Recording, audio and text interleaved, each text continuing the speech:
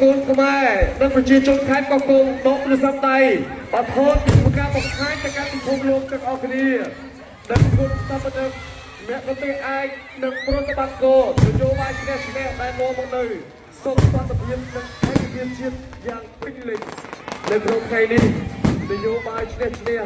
ស្ថិតនៅក្នុងដួងចិត្តនៃប្រជាជនខ្មែរគ្រប់រូបរាល់តែម្ដងនយោបាយឈ្នះឈ្នះបានប្រែក្លាយអតីតកាលរបស់សែនឈឺចាប់ទៅជាសុខសន្តិភាពយ៉ាងស្អាតស្រានស្នូលអនុស្សាវរីយ៍នយោបាយឈ្នះឈ្នះត្រូវបានសាងសង់ឡើងដោយបញ្ជាក់នូវអត្ថន័យជាច្រើនក្នុងនៅគំនិតស្នេហាជាតិស្នូលអនុស្សាវរីយ៍នយោបាយឈ្នះឈ្នះខេត្តកោះកុងត្រូវបានសាងសង់ឡើងដោយសម្រាប់បាននៅពីអតីតកាលរបស់គង់វង្សយូរអង្វែង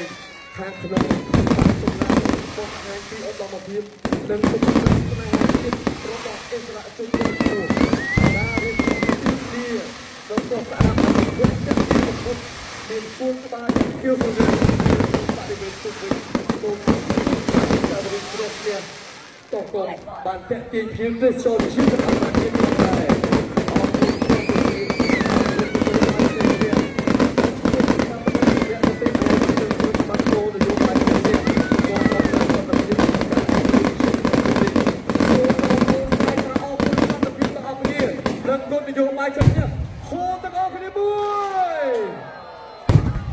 នយោបាយឈ្នះឈ្នះមានន័យថាខ្មែរឈ្នះទាំងអស់គ្នាដើម្បីប្រជាជនខ្មែរគ្រប់ទិសទី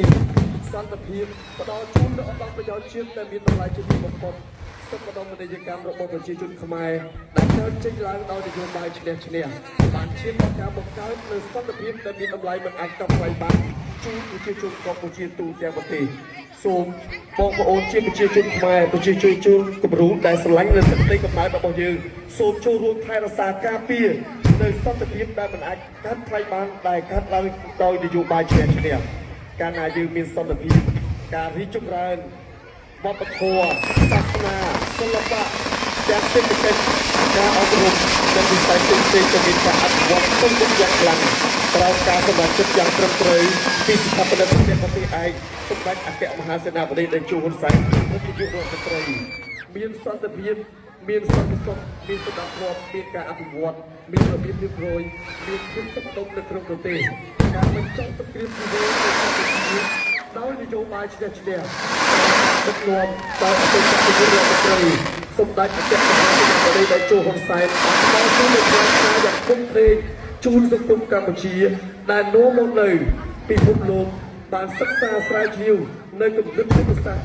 ហើយឲ្យព្រះរាជាណាចក្រកម្ពុជាកាន់តែល្បីរន្ទឺនៅលើសកលលោកប្រទេសកម្ពុជាដែលបរទេសធ្លាប់ស្គាល់ជាប្រទេសដែលពោពេញទៅដោយសង្គ្រាមរ៉ាំរ៉ៃការបំពុលប្រែក្លាយទៅជាប្រទេសមួយដែលមានការអភិវឌ្ឍស្ទើរគ្រប់វិស័យជួបស្មារតីជាមួយនឹងបរទេសហើយទទួលស្គាល់ថាព្រះរាជាណាចក្រកម្ពុជាគឺជាព្រះរាជាណាចក្រដែលគ្រាន់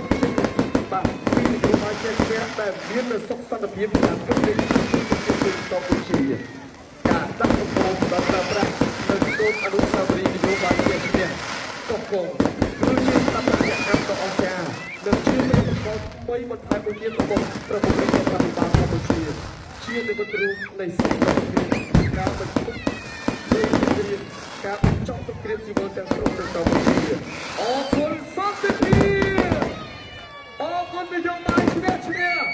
និងគុណស្ថាបនិកអ្នកប្រទេសឯកនិងប្រតិបត្តិការនយោបាយឈ្នះឈ្នះទៅលើមន្តសន្តិភាពនិងការឯកភាពជាតិ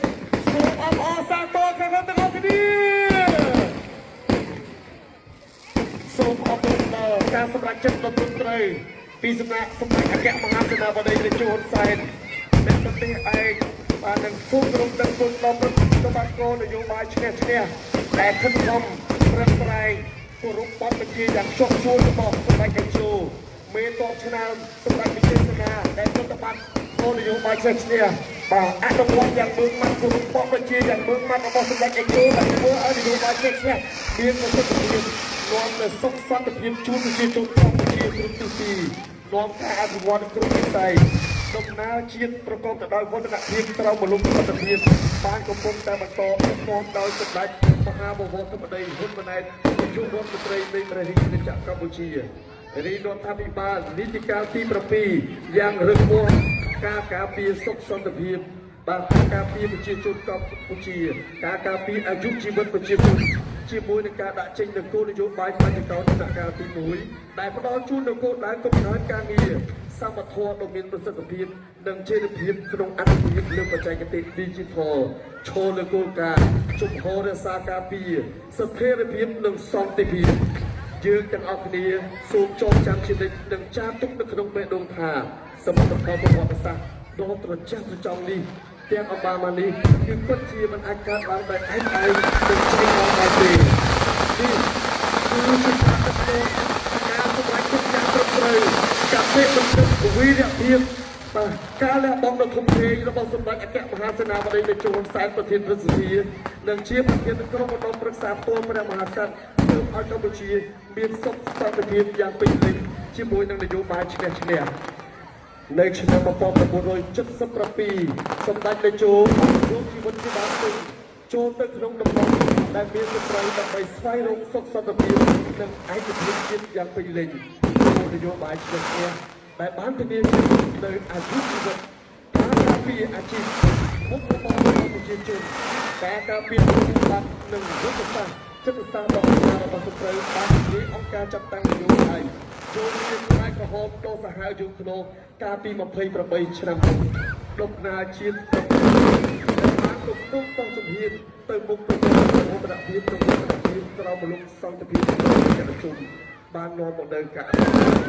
ซองจะพีแบบตัวชี้จุดต้องบัญชีต้องแต่ศึกษาอย่างบึ้งมัดหนึ่งเรื่องมวลพดบ้านตึกนอน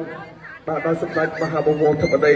บ้านเนรศาสตร์ตุ้งซองจะพีคนต่อเพียงที่สมบัติในโจดังไปเป็นชี้จุดต้องบัญชีบ่ยืนรูเนยต่อยสุกสร้างตรานปัญนารูจุมละรบสมบัติในโจบ้านลิคโลเชียงเกครูโลกบ้านครูโลกชิสตาบดเดิมเป็นปฏิไอในสตูดิก่อสร้างร้านรูปเลือกคุณรูปการะต้นตะบัดโกปาเป็นเนี่ยที่เป็นคนตะกอกตั้งเป็นนักตะลุยปูเลี้ยงต้นนโยบายเลี้ยงอีเทียนโกอีเทียนยุทธศาสตร์สมัยสมัยเช่นนั่นเป็นเรื่องตัวที่โบราณสมัยแต่ในที่กระทรวงกองทัพโตเกียวอัปสาโตนั่นเป็นนโยบายเฉลี่ยออกเป็นสองตัวทีโอ้โหจะเชื่อจนแท็กก็คงรุนแรงไม่ต้องเดินรุนแรงอัพเลยรุนแรงของอาเซียนมือนี้โอ้โหรุนแรงที่มือนี้มาต้องมาเทียบโดนต้องตั้งโอ้โหสมัยไอโชส่งอัพคุณตั้งมาเทียบส่งตั้งคุณนโยบายแค่เนี้ยส่งมาบอกจะเชื่อจนแท็กก็คงได้เนี้ยต่อสู้อัพอาเซียนตัวมวย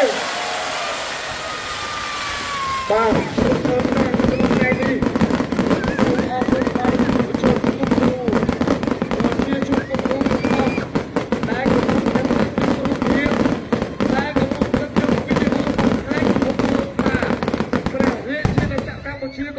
รีจุราดังอภิวัตตะบุกกรอบตะบูฟังตะพีแต่การเช็ควินโยบายเฉลี่ยแต่การเช็คมีการสมัครจัดตกเริ่มต้นระบบสมัครกิจกรรมแสน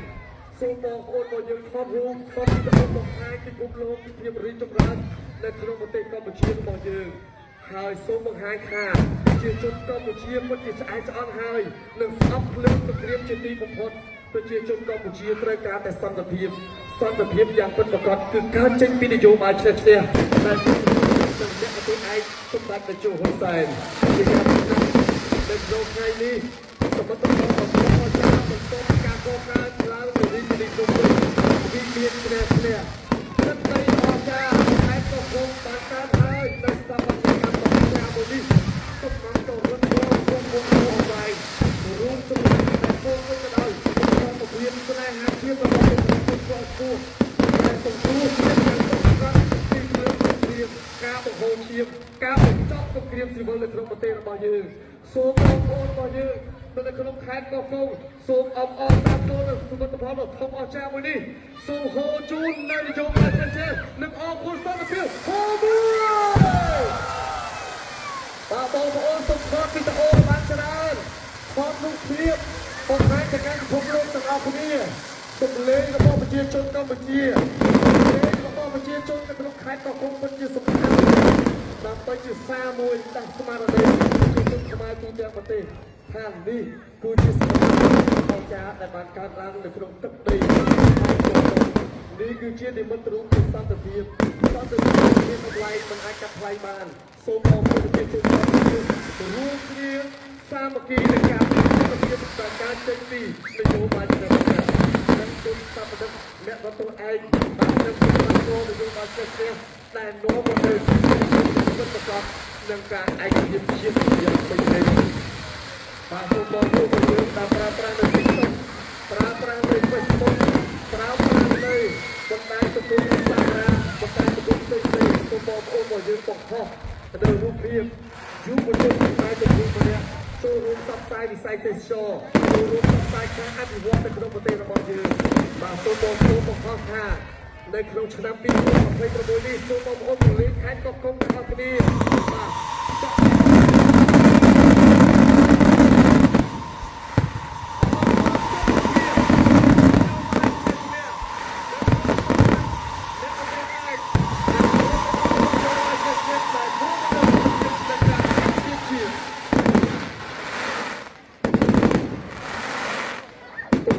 ជួយបានបំភ្លឺ